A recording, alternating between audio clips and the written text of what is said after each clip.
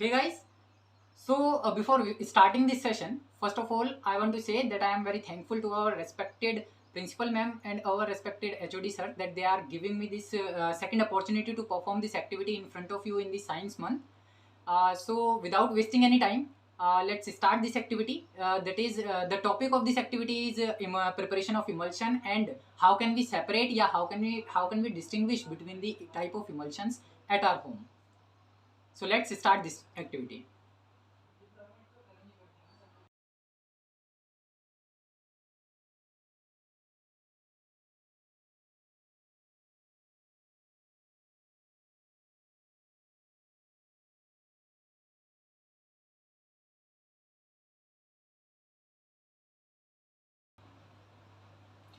तो आज की इस एक्टिविटी को करने के लिए सबसे पहले हमें चाहिए होगा एक हमारे लिए सुटेबल टेबल जिसके ऊपर हम एटलीस्ट अपने सारे इक्विपमेंट्स को आसानी से रख सकें और एक एक्टिविटी को परफॉर्म कर सकें।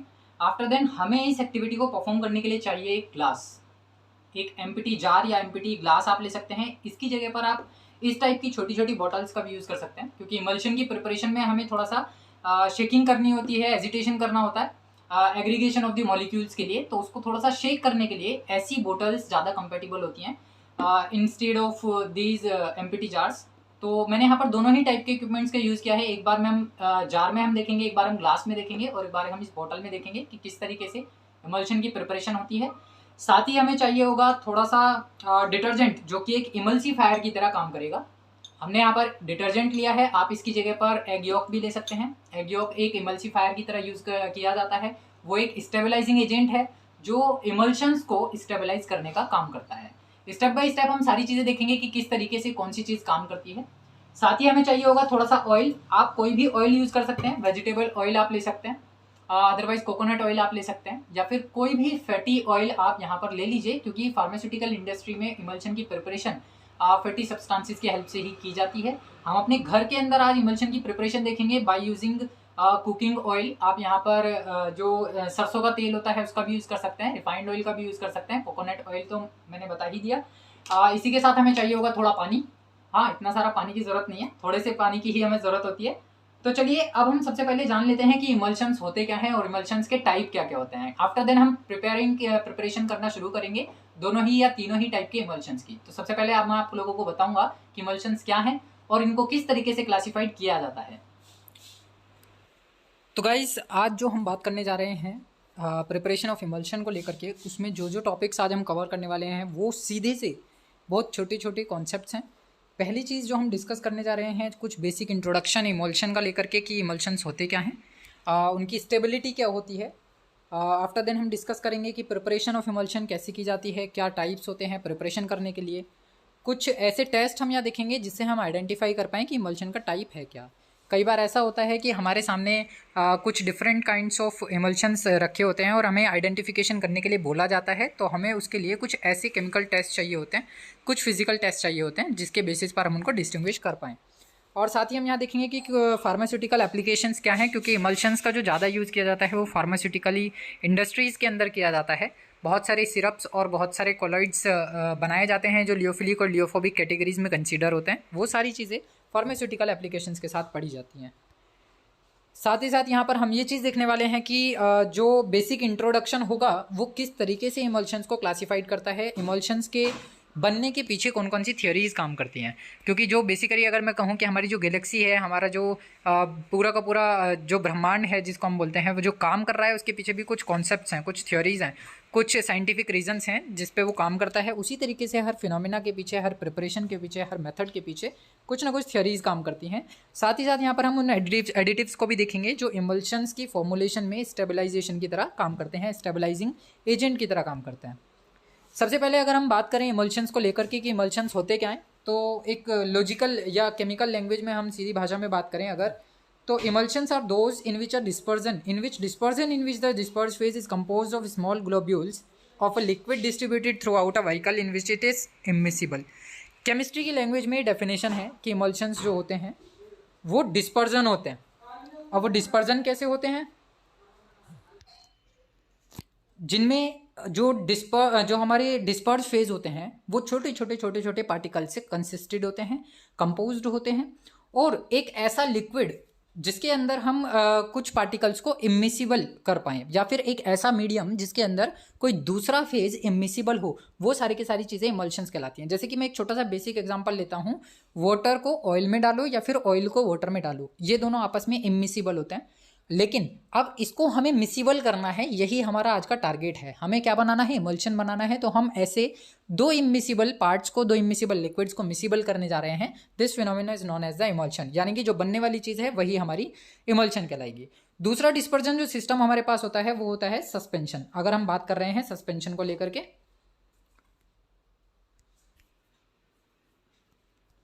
दूसरा डिस्पर्जन सिस्टम हमारे पास होता है suspension. Suspensions are those in which, या फिर ये हम सीधी लैंग्वेज में बात करें तो डिस्पर्जन जो होते हैं वो टू फेज्ड वाले सिस्टम होते हैं, जिनके अंदर दो फेज होते हैं। ये फाइनली डिवाइडेड सॉलिड्स होते हैं, जिसके अंदर, जिसको हम डिस्पर्स कहते हैं, डिस्पर्स्ड फेज कहते हैं। और एक कॉन्टिन्यूस फेज होता है। कॉन्टिन्यूस फेज मतलब डिस्पर्जन मीडियम होता है। ये जो दो फेजेज हैं, ये दोनों फेजेज सॉलिड, लिक्विड, गैस, तीनों में से किसी भी स्टेट में पाए जा सकते हैं। नेक्स्ट अगर मैं बात करूँ एक केमिकल डेफिनेशन या साइंटिफिक डेफिनेशन ऑफ इमल्शन को लेकर के, तो हम कह सकते हैं कि an emulsion is a mixture of two और मोर लिक्विड्स। ये दो या दो से ज़्यादा लिक्विड्स का एक मिक्सचर होता है, जिसको हम किसी पर्टिकुलर फाइनाइट अमाउंट के साथ, यानी कि एक फिक्स अमाउंट के साथ भी बना सकते हैं, या फिर कुछ इंडेफिनिट अमाउंट के साथ भी बना सकते हैं। जरूरी नहीं है कि हमेशा कंपोजिशन उनका फिक्स ही रहे। जो कि आपस में इमिसिबल हों, अनमिक्सेबल हों, अनबैलेंसेबल हो, बैलेंडेबल हो, owing to the liquid liquid phase separation. कुल मिलाकर के एक ऐसा चीज, ऐसा सिस्टम हमें बनाना है जिसमें लिक्विड ए एक दूसरा लिक्विड बी, दोनों को इंडेफिनिट अमाउंट के साथ मिलाओ चाहे डेफिनिट अमाउंट के साथ मिलाओ, दोनों अनमिक्सेबल होने चाहिए, दोनों अनब्लेंडेबल होने चाहिए, दोनों आपस में इमिसिबल होने चाहिए। बनने वाली जो चीज़ होगी वो मिक्सचर होगा ए बी का, और उसको हमें बाय यूजिंग इमल्सिफाइंग एजेंट्स उसको स्टेबलाइज करना है। जो चीज़ हमारे पास बनेगी, देन जो liquid liquid phase separation system हमें मिलेगा वो क्या कहलाएगा, इमल्शन कहलाएगा।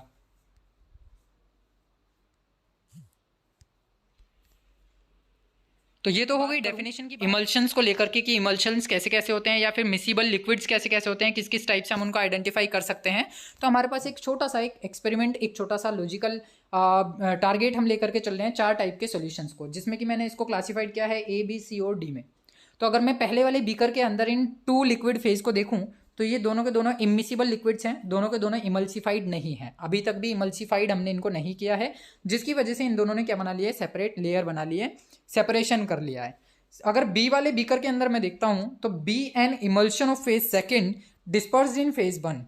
अब फेज वन क्या था, फेज वन था लिक्विड यानी कि वाटर, और सेकंड क्या था, कोई दूसरा लिक्विड, जिसमें मैंने येलो कलर से उसको आइडेंटिफाई किया। तो यानी कि there are two liquids, liquid one and liquid B, यानी कि फेज वन और फेज टू।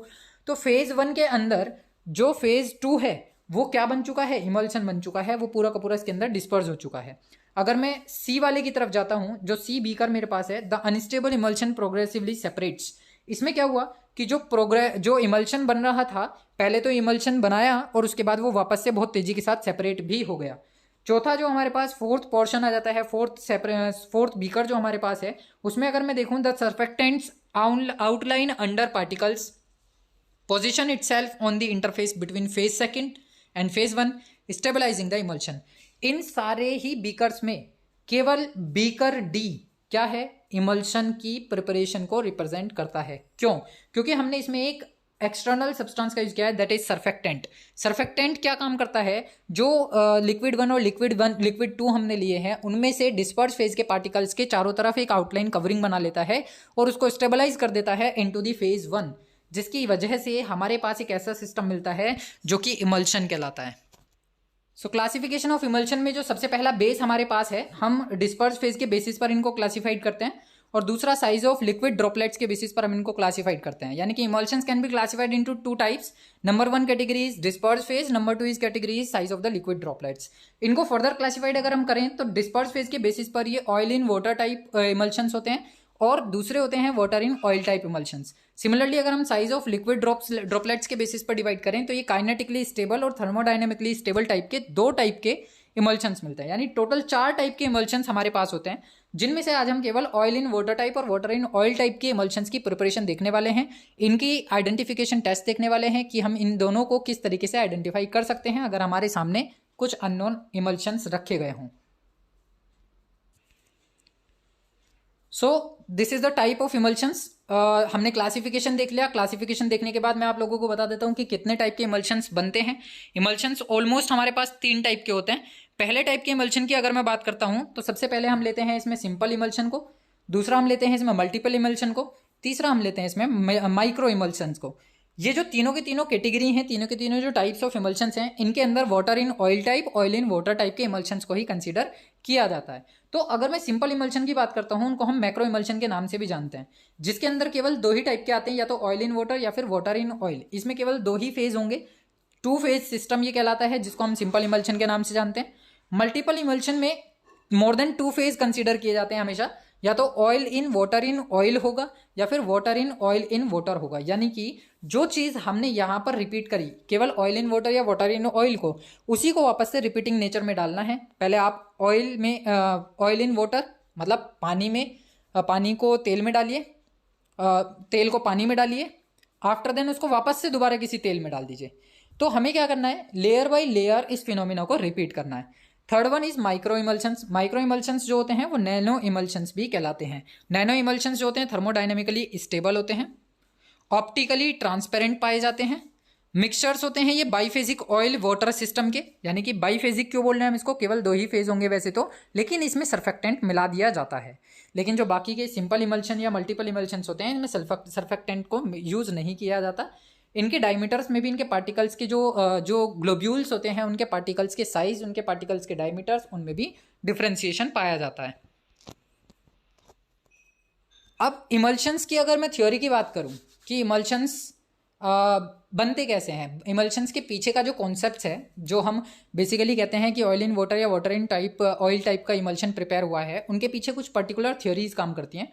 उन थ्योरीज में से कुछ स्पेसिफिक थ्योरीज यहाँ हमने कंसीडर की। सबसे पहली theory is surface tension theory, number 2 is oriented wedge theory, और number 3 is interfacial film theory. ये 3 थ्योरी होती हैं जो इमल्शंस की प्रिपरेशन में हेल्प करती हैं। तो अगर सरफेस टेंशन थ्योरी की मैं बात करता हूँ तो यहाँ पर इंटरफेशियल टेंशन को कम करके एक लिक्विड का फेज या फिर एक फेजिक सिस्टम दूसरे फेजिक सिस्टम के इंटरफेशियल टेंशन को कम कर देता है, जिसकी वजह से वो आपस में इंटरमिक्स हो पाते हैं। ओरिएंटेड वेज थ्योरी की अगर मैं बात करूं तो इसके अंदर जो मोनोमोलिकुलर लेयर्स होती हैं वो सारी की सारी इमल्सिफाइंग एजेंट की वजह से कवर हो पाती हैं, या फिर ये कह सकते हैं कि जो इमल्सिफाइंग एजेंट हम एक्सटर्नली बाहर से मिलाते हैं, ड्रॉप बाय ड्रॉप मिलाइए, अदरवाइज आप एक साथ भी उसके अंदर मिला सकते हैं। तो फेज 1 और फेज 2 के जो मोनोमोलिक्यूल्स होते हैं या फिर जो उनके छोटे छोटे पार्टिकल्स होते हैं वो स्टेबलाइज हो जाते हैं due to the presence of emulsifying agents. लेकिन अगर बात करें इंटरफेशियल फिल्म थ्योरी को लेकर के, तो इंटरफेशियल फिल्म थ्योरी कैसे काम करने वाली है, जो इमल्सिफाइंग एजेंट्स होते हैं उनकी छोटी छोटी लेयर्स डाली जाती है, यानी फिल्म्स डाली जाती हैं। जब हम बात कर रहे होंगे ओरिएंटेड वेज थ्योरी की, तो वहां पर हम drop by drop emulsifying agents को डालते हैं या फिर पाउडर फॉर्म में भी डाल देते हैं। लेकिन इंटरफेशियल फिल्म थ्योरी की जब मैं बात करूंगा तो वहां पर हमेशा ही इमल्सिफाइंग एजेंट्स की छोटी छोटी पतली पतली लेयर्स डाली जाएंगी, जो कि कॉन्टैक्ट में आती हैं फेज 1 और फेज 2 के सिस्टम के साथ, या फिर लिक्विड 1 और लिक्विड 2 फेज के साथ। तो जैसा कि अभी मैंने आप लोगों को बताया कि इमल्शंस किस तरीके से प्रिपेयर किए जाते हैं, या इमल्शंस के क्लासिफिकेशंस क्या क्या हैं, कितने टाइप के इमल्शंस हम अपनी फार्मास्यूटिकल इंडस्ट्री के अंदर देखते हैं। तो आज जो यहाँ पर हम इमल्शन की प्रिपरेशन करने जा रहे हैं, हो सकता है सभी के दिमाग में बात आ रही हो कि कैसे हम सारे टाइप के इमल्शंस की प्रिपरेशन करेंगे।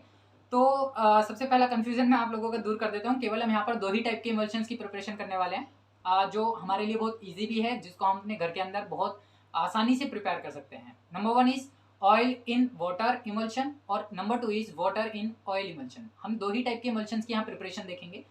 तो चलिए बारी बारी से हम दोनों टाइप के इमल्शंस को बनाने की कोशिश करते हैं और देखते हैं कि इमल्सिफाइंग एजेंट, यानी कि जो इमल्सिफायर हमने लिया है, जो स्टेबलाइजिंग एजेंट हमने एज अ डिटर्जेंट, सर्फेक्टेंट जो हमने लिए हैं, वो किस तरीके से इसमें अपना रोल प्लेस करते हैं।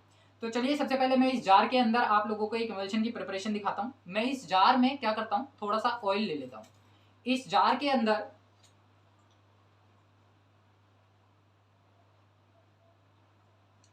ये मैंने ले लिया, इस जार के अंदर ऑयल आप देख पा रहे होंगे। इस जार में मैंने क्या ले लिया है, ऑयल ले लिया है।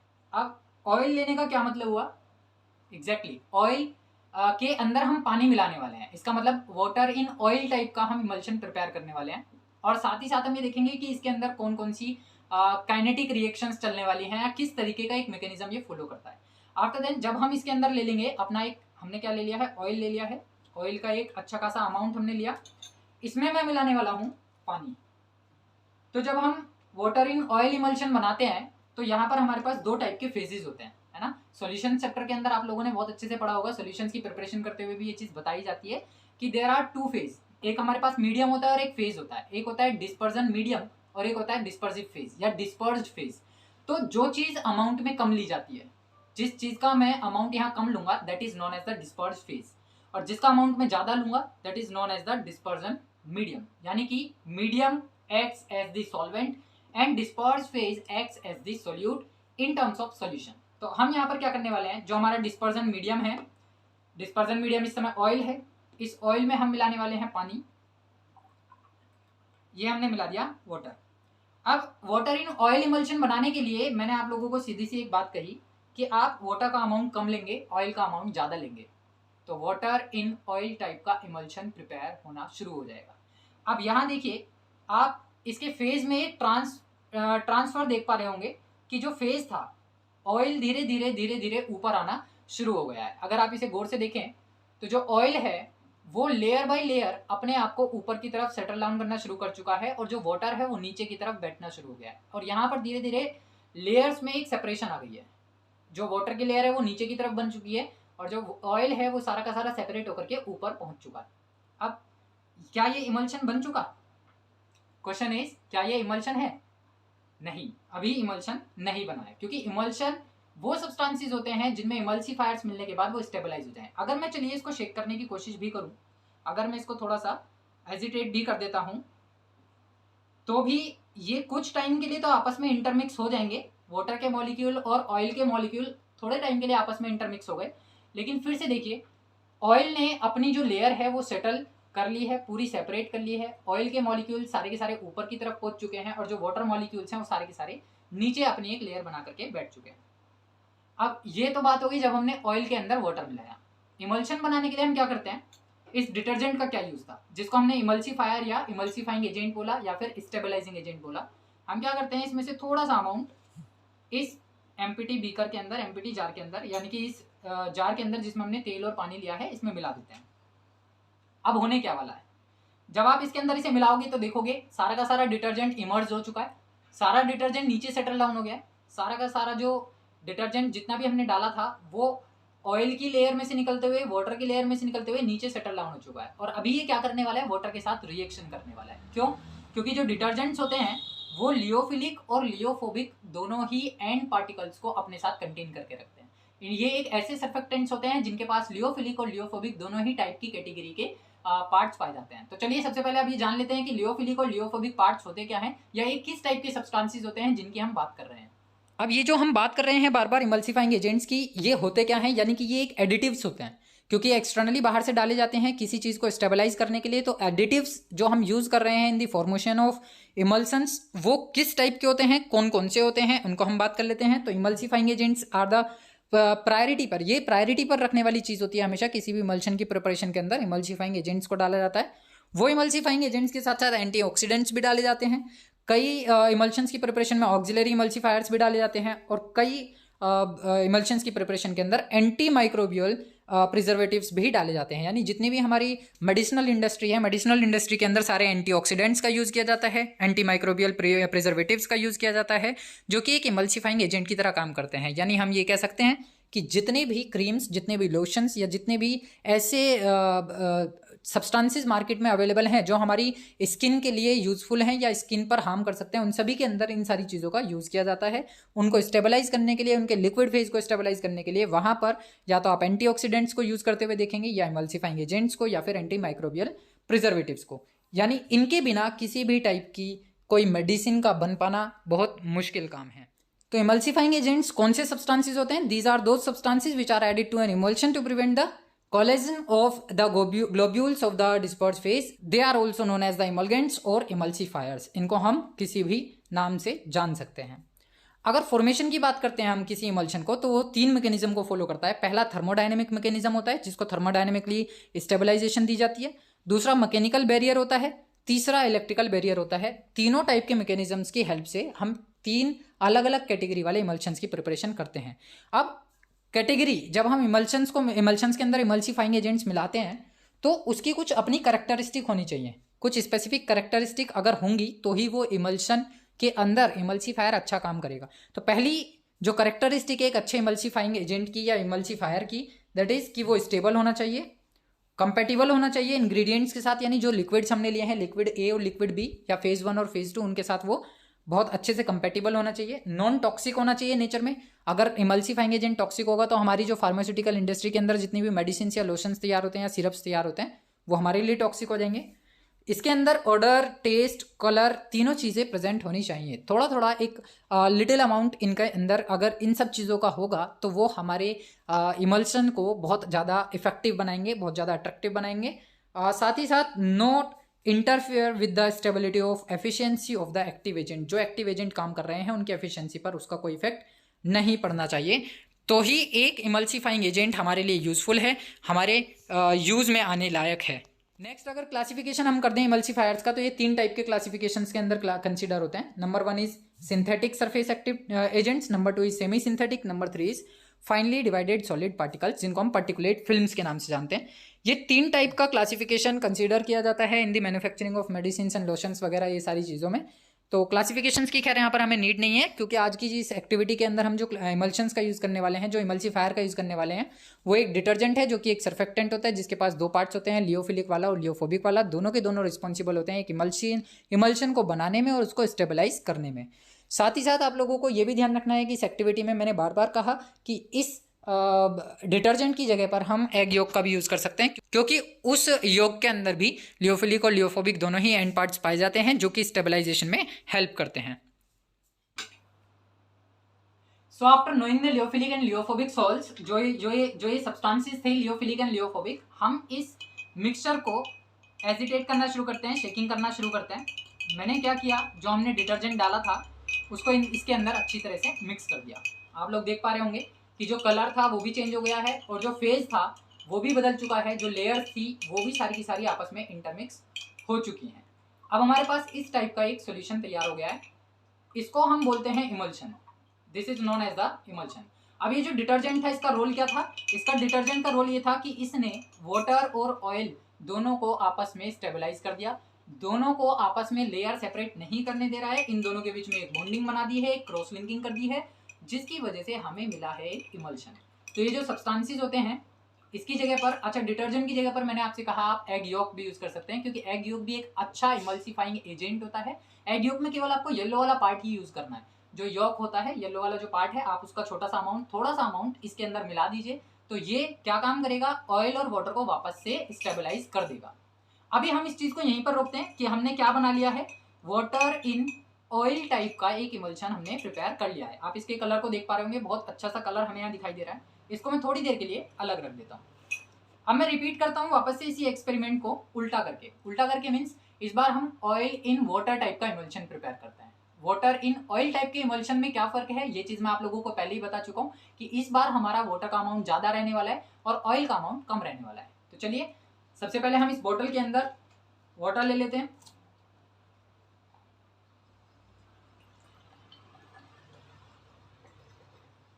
ये ले लिया है मैंने इस बोतल के अंदर वाटर का अमाउंट मैंने अच्छा खासा लिया है, क्योंकि मुझे वाटर का अमाउंट ज़्यादा रखना है और ऑयल का अमाउंट कम रखना है। क्यों? क्योंकि मैं बना रहा हूँ oil in water type emulsion. अब इस वाटर में हम मिलाएंगे ऑयल, तो ऑयल का अमाउंट आपको थोड़ा ही लेना है, ज़्यादा अमाउंट आप नहीं लेंगे। दिस इज, तो ये हमारे पास आ गया है ऑयल इन वाटर टाइप एक मिक्सचर मैंने बना लिया। आप देख पा रहे होंगे कि ऑयल की वापस से एक लेयर सेपरेट हो गई है, ऊपर की तरफ ऑयल आ गया है और नीचे की तरफ वाटर आ गया है। इस बार इसको ऑयल इन वाटर क्यों बोला, क्योंकि वाटर का अमाउंट ज़्यादा और ऑयल का अमाउंट कम। जो डिस्पर्जन मीडियम है दैट इज वाटर, और जो डिस्पर्ज फेज है वो हमारा ऑयल रहेगा। अब देखिए ये थोड़ी देर के लिए अगर हम इसको ऑब्जर्व करते हैं तो ये वापस से अपनी लेयर नहीं बना रहा, मतलब ये मिक्स होने की कोशिश नहीं कर रहा। ये दोनों ने क्या बना लिया, अपनी एक सेपरेट लेयर बना ली है। अभी मुझे क्या करना है, इमल्शन की प्रिपरेशन करनी है। तो इमल्शन की प्रिपरेशन के लिए मैं इसके अंदर, मैं चलिए इसको मिक्स करने की कोशिश करता हूँ। मैंने इसको मिक्स किया, दोनों के मॉलिक्यूल्स कुछ टाइम के लिए आपस में इंटरमिक्स भी हो गए।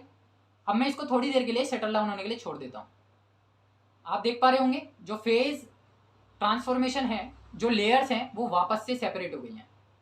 वाटर सारा नीचे, ऑयल वापस से सारा ऊपर। इसका मतलब क्या हुआ कि मुझे इसमें एक इमल्सिफाइंग एजेंट मिलाना पड़ेगा, मुझे इसमें एक स्टेबलाइजिंग एजेंट मिलाना पड़ेगा, जो कि रिस्पॉन्सिबल होगा इनकी फेज ट्रांसफॉर्मेशन को सेपरेट ना होने देने के लिए, यानी कि इनको आपस में इंटरमिक्स कराए रखने के लिए। तो हम क्या करने वाले हैं, बिल्कुल ठीक बात, हम इसके अंदर मिलाने वाले हैं डिटर्जेंट। तो ये आ गया मेरे पास वापस से डिटर्जेंट, और ये मैंने डिटर्जेंट इसके अंदर मिक्स कर दिया। डिटर्जेंट का जैसे ही मैं इसके अंदर अमाउंट डालूंगा, तुरंत ही डिटर्जेंट सारा सेटल डाउन हो जाएगा। आप देख पा रहे होंगे, ये देखिए, और डिटर्जेंट ने वाटर के साथ अपनी रिएक्शन करनी शुरू कर दी है। आप ये देख पा रहे होंगे यहाँ पर कौन सा काइनेटिक फेज चल रहा है। This is the reaction between detergent and water molecules. तो ये रिएक्शन बिल्कुल कपड़े धोते हुए भी चलती है। जब कपड़ों के अंदर हम पानी के अंदर जब हम डिटर्जेंट मिलाते हैं, तो जो इसके लियोफिलिक और लियोफोबिक सॉल्ट्स एंड्स पार्ट्स होते हैं, लियोफिलिक पार्ट अलग होता है, लियोफोबिक पार्ट अलग होता है, दोनों के दोनों पानी के साथ रिएक्शन करते हैं।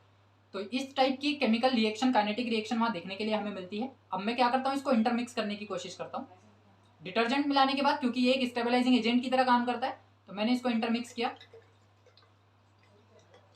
आप देख पाएंगे कि इंटरमिक्स कराने के बाद सारा का सारा डिटर्जेंट वाटर के अंदर अच्छे से डिसॉल्व हो चुका है,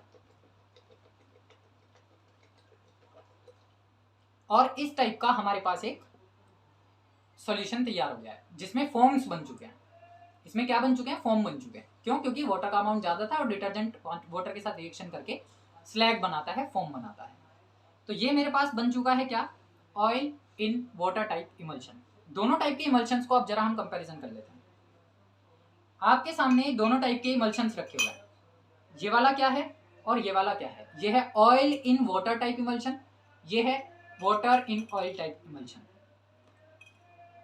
दोनों के अंदर एक छोटा सा वेरिएशन हमें दिखाई दे रहा है कि यहाँ पर जो फेज ट्रांसफर है, देखिए नीचे की तरफ थोड़ा सा डेंस पार्ट हमें दिखाई दे रहा है, और ऊपर की तरफ जो ऑयलिंग लेयर थी, जो ऑयल के पार्टिकल्स की लेयर थी, वो वापस से धीरे धीरे सेटल डाउन होनी शुरू हो चुकी है, वापस से सेपरेट होनी शुरू हो चुकी है। मैं इसको थोड़ा सा दोबारा से एजिटेट करूंगा, ये वापस से इंटरमिक्स हो जाएगा। स्टेबलाइज तो ये हो चुका है, लेकिन वाटर ज़्यादा अमाउंट में होने की वजह से नीचे वाला जो पार्ट है वो अपने आप को ज़्यादा डेंसर फील कराता है, और ऊपर वाला पार्ट वापस से सेपरेट हो जाता है। जो ऑयल का पार्ट है वो सेपरेट हो जाता है। अभी मुझे ये जानना है, अब मैं क्या करता हूँ, थोड़ी देर के लिए हम भूल जाते हैं कि ये किस टाइप के इमल्शंस थे। मुझे नहीं मालूम कि ये ऑयल इन वाटर टाइप था या वाटर इन ऑयल टाइप था, या ये वाटर इन ऑयल टाइप था या ऑयल इन वाटर टाइप था। हम थोड़ी देर के लिए भूल जाते हैं कि ये किस टाइप के इमल्शंस हैं। अब मैं आपसे ये कहता हूँ, अगर कि आपको सेपरेट करना है, आपको आइडेंटिफाई करना है कि इन दोनों में कौन सा वाला emulsion oil in water type emulsion है या water in oil type emulsion है, तो इसके लिए टेस्ट होते हैं, डिस्टिंग्विश टेस्ट किए जाते हैं, डिफरेंशिएशन टेस्ट किए जाते हैं। चलिए सबसे पहले अब हम उन टेस्ट के बारे में जान लेते हैं कि किन टेस्ट के बेसिस पर फार्मास्यूटिकल इंडस्ट्रीज में ये पता लगाया जाता है कि कौन सा emulsion water in oil type है या कौन सा emulsion oil in water type है। टेस्ट की अगर मैं बात करूं कि इमल्शंस का जो टेस्ट है कि हम उनको किस तरीके से आइडेंटिफाई कर सकते हैं, तो there are total 5 test are possible. Number 1 is dilution test, number 2 is conductivity test, number 3 is dye solubility test, number 4 is refractive index test, और number 5 is filter paper test. तो यहाँ पर आज की इस एक्टिविटी में केवल मैं डायल्यूशन और कंडक्टिविटी टेस्ट के बारे में बताऊंगा कि किस तरीके से हम डायल्यूशन करके अपने इमल्शंस को सेपरेट कर सकते हैं, या फिर कंडक्टिविटी का हेल्प करके हम अपने इमल्शंस को कैसे डिस्टिंग्विश कर सकते हैं, कैसे उनको डिफरेंशिएट कर सकते हैं। तो जैसा कि आपने देखा, अभी हमने कुछ डिस्टिंग्विश टेस्ट देखे कि जिसके बिहाफ पे हम water in oil type emulsion और oil in water type emulsions को सेपरेट कर सकते हैं। तो मैं चलिए यहाँ पे आपको प्रैक्टिकली एक छोटा सा एक्सपेरिमेंट उसका करके दिखा देता हूँ कि किस तरीके से हम इनके बीच में डिस्टिंग्विश कर पाते हैं। अभी आप ये भूल जाइए कि कौन से वाले टाइप का इमल्शन क्या था, और मुझे लगता है कि आप लोग भूल भी चुके होंगे कि कौन सा वाला ऑयल इन वाटर था और कौन सा वाला वाटर इन ऑयल था। तो आइडेंटिफाई करने के लिए सबसे पहला एक टेस्ट मैं ले लेता हूँ कि मैं क्या करने वाला हूँ, वाटर का अमाउंट मिलाने वाला हूँ। दोनों के दोनों ही जार्स के अंदर, दोनों ही बीकर्स के अंदर हम क्या करेंगे, पानी का एक अमाउंट मिलाएंगे। फर्स्ट ऑफ ऑल मैं इस बीकर में पानी मिलाता हूँ और फिर मैं इसमें भी पानी मिला देता हूँ। तो जो ये फिजिकल मेथड है, ये एक फिजिकल मेथड है आपका पता लगाने के लिए कि कौन से वाला टाइप का इमल्शन कौन था।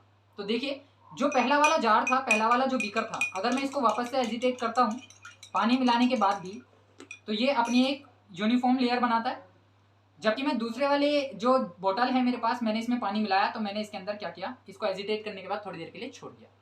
तो आप ये देखेंगे कि इस वाले जार के अंदर जो लेयर थी वो बहुत तेजी के साथ सेपरेट होती है। लेयर बहुत तेजी के साथ सेपरेट होने का क्या मतलब हुआ कि यहाँ पर पानी का अमाउंट ज़्यादा था पहले से ही, क्योंकि वो सेपरेट हो पा रहे हैं। लेकिन यहाँ पर ये सेपरेट अच्छे तरीके से नहीं हो पा रहे और हमें ऑयल की फॉर्मेशन ज़्यादा दिखाई दे रही है, ऑयल लेयर की फॉर्मेशन ज़्यादा दिखाई दे रही है। इसका मतलब क्या हुआ कि इसमें ऑयल का अमाउंट ज़्यादा था और वाटर का अमाउंट कम था। इट मीन्स कि यहाँ पर ये water in oil type emulsion था। तो ये पहला प्रोसेस है हमारा आइडेंटिफाई करने का किसी भी अननोन इमल्शन को कि वो किस टाइप का इमल्शन है। आप उसमें पानी मिला दीजिए, अगर ऑयल की लेयर सबसे ऊपर की तरफ सेपरेट हो जाती है और ज़्यादा अमाउंट में होती है तो इसका मतलब ये है कि वो water in oil type emulsion है। और अगर इसके जैसा हमें दिखाई देता है जिसमें वाटर की लेयर आपके पास ज़्यादा होगी और ऑयल की लेयर कम होगी, तो इसका मतलब ये है कि वो oil in water type emulsion है। पहला मेथड तो आपका ये है। दूसरा जो मेथड था, दूसरा मेथड मैंने आप लोगों को बताया कि हम इलेक्ट्रिसिटी को पास करके भी पता लगा सकते हैं कि कौन सा वाला इमल्शन किस टाइप का है। क्यों? क्योंकि दोनों के अंदर लियोफिलिक लियोफोबिक एंड्स पार्टिकल्स पड़े हुए हैं। चलिए, उनका अपना एक अलग रोल है, स्टेबलाइजिंग एजेंट की तरह वो काम कर रहे हैं, लेकिन दोनों में पानी का अमाउंट भी पड़ा है। एक में ऑयल का अमाउंट ज़्यादा है, एक में वाटर का अमाउंट ज़्यादा है। तो जब मैं कंडक्शन देखूंगा इलेक्ट्रिसिटी का, यानी ये कंडक्टिविटी टेस्ट है, जब मैं इसके अंदर इलेक्ट्रिसिटी पास करूंगा तो ये बहुत तेजी के साथ इलेक्ट्रिसिटी को कंडक्ट करेगा, लेकिन जब मैं इसके अंदर इलेक्ट्रिसिटी को पास करूंगा तो ये इलेक्ट्रिसिटी को कंडक्ट नहीं करेगा या फिर बहुत कम कंडक्ट करेगा। तो हम कंडक्टिविटी टेस्ट के बिहाफ पे भी इनके बीच में डिफ्रेंशिएट कर सकते हैं, क्योंकि जहां पे वाटर का अमाउंट ज़्यादा, क्योंकि ये एक अच्छा कंडक्टर ऑफ इलेक्ट्रिसिटी होता है, इसका मतलब ये होगा कि वो वाटर इन ऑयल टाइप का, ऑयल इन वाटर टाइप का इमल्शन होगा। लेकिन अगर जहां पर इलेक्ट्रिसिटी कंडक्ट नहीं हो पाती या फिर इलेक्ट्रिसिटी कम कंडक्ट हो पाती है, इसका मतलब वो आइडेंटिफिकेशन हमें कराएगा कि वो वाटर इन ऑयल टाइप का इमल्शन है। तो ये दो छोटे छोटे से फिजिकल डिस्टिंग्विश टेस्ट थे जिसके बिहाफ पे हम पता लगा सकते हैं, अपने घर में ही हम पता लगा सकते हैं कि इमल्शन का टाइप क्या था। अब इसके आगे के जो टेस्ट हैं बाकी के, वो फार्मास्यूटिकल इंडस्ट्रीज में ही परफॉर्म किए जा सकते हैं, क्योंकि उनके लिए हमें बहुत सारे एपरेटस, बहुत सारे मशीन्स की ज़रूरत पड़ती है। लेकिन अगर आपसे कोई कहता है आपके घर में इमल्शन का क्या यूज़ है, इमल्शंस को हम किस तरीके से अपनी डेली लाइफ में यूज़ करते हैं, उनको किस तरीके से हम डिस्टिंग्विश कर सकते हैं, तो चलिए अब उसके बारे में जानते हैं कि अपने घरों में जो इमल्शंस आते हैं, जो सब्सटेंसेस आते हैं, जो सिरप्स आते हैं, वो इमल्शंस किस तरीके से रोल प्ले करते हैं या उन इमल्शंस का हमारी डेली लाइफ में क्या यूज़ है। देन हमारे पास आ जाता है कुछ general types of pharmaceutical emulsions. अगर हम फार्मास्यूटिकल इंडस्ट्रीज़ में इनको देख रहे हैं, फार्मास्यूटिकल इंडस्ट्रीज़ में और फार्मास्यूटिकल एप्लीकेशंस की जब मैं बात करता हूँ, तो जो इमल्शंस होते हैं उन सभी को यूज़ किया जाता है for in the manufacturing of vitamin drops, in the manufacturing of ointments, in the manufacturing of creams, in the manufacturing of liniments और in the manufacturing of lotions. Different types of lotions are available in the industries, और जो हमारा market area होता है उन सभी के अंदर डिफरेंट डिफरेंट टाइप्स के हमारे पास लोशंस, क्रीम्स और लिनिमेंट्स बहुत सारी चीज़ें यूज़ की जाती हैं, जिनका जो सारी चीज़ें फार्मास्यूटिकल इंडस्ट्रीज़ प्रिपेयर करती हैं। जितने भी ये फार्मास्यूटिकल इंडस्ट्रीज़ हैं वो सारी की सारी जितने भी ये टाइप के सब्सटेंस बनाती हैं वो सब इमल्शंस ही होते हैं, जिनको स्टेबलाइज करने के लिए इनके अंदर कुछ इमल्सीफाइंग एजेंट्स या जो स्टेबलाइजर्स होते हैं उनका यूज़ किया जाता है। और जितने भी ये इमल्सीफाइंग एजेंट्स या स्टेबलाइजर्स होते हैं उन सभी के पास लियोफोबिक और हाइड्रोफोबिक दोनों ही, लियोफिलिक और लियोफोबिक दोनों ही टाइप के पार्ट्स होते हैं, जो कि स्टेबिलिटी अचीव करने में काफ़ी तेज़ी के साथ हेल्प करते हैं।